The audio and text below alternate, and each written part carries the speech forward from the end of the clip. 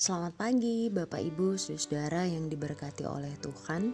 Mengawali kegiatan kita di hari baru ini, mari merenungkan bagian firman Tuhan dari kitab Imamat pasalnya yang ke-18 ayat yang pertama sampai dengan yang kelima.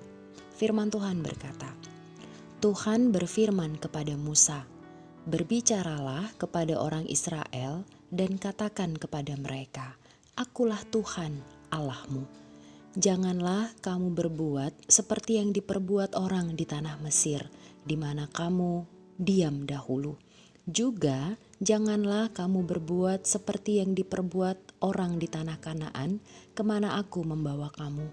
Janganlah kamu hidup menurut kebiasaan mereka. Kamu harus lakukan peraturanku dan harus berpegang pada ketetapanku dengan hidup menurut semuanya itu. Akulah Tuhan Allahmu. Sesungguhnya kamu harus berpegang pada ketetapanku dan peraturanku. Orang yang melakukannya akan hidup karenanya. Akulah Tuhan." Demikianlah firman Tuhan. Bapak Ibu, saudara-saudara yang diberkati oleh Tuhan, bacaan firman Tuhan pada pagi hari ini menghantar kita pada sebuah perjalanan bangsa Israel yang ditempuh keluar dari tanah Mesir menuju ke tanah Kanaan. Kita tahu bersama bahwa pada saat itu mereka dibawa oleh Tuhan untuk mengintari padang gurun selama kurang lebih 40 tahun sehingga sampai ke tanah Kanaan. Dalam proses perjalanan yang ditempuh oleh bangsa Israel, ternyata ada hal-hal yang sangat ditekankan oleh Tuhan lewat perantaraan Musa. Allah ingin agar bangsa Israel meninggalkan kebiasaan-kebiasaan buruk yang dulunya mereka terima ketika mereka berada di tanah Mesir. Tidak hanya berhenti sampai di situ, Allah pun ingin supaya kalau nanti bangsa Israel masuk ke tanah Kanaan, mereka pun tidak mengikuti cara hidup orang di tanah Kanaan. Melainkan Tuhan berkenan kalau bangsa Israel hidup seturut dengan kehendak Tuhan. Ada dua hal yang harus dilakukan oleh bangsa Israel.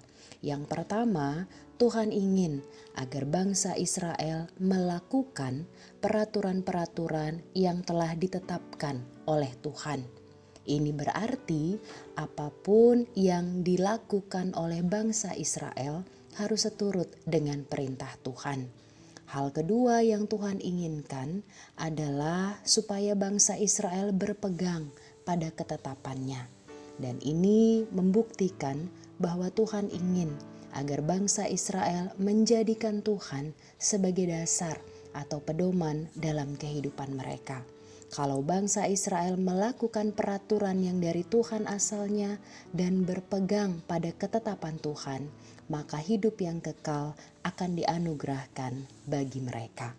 Bapak Ibu, saudara-saudara yang diberkati oleh Tuhan, dari bagian firman Tuhan ini kita belajar bersama satu hal sederhana tapi sangat mendasar dalam kehidupan setiap orang percaya. Bangsa Israel pada saat itu dituntut untuk fokus kepada Tuhan, bukan lagi melihat kebiasaan lama yang pernah mereka jalani ataupun kebiasaan baru yang akan mereka masuki.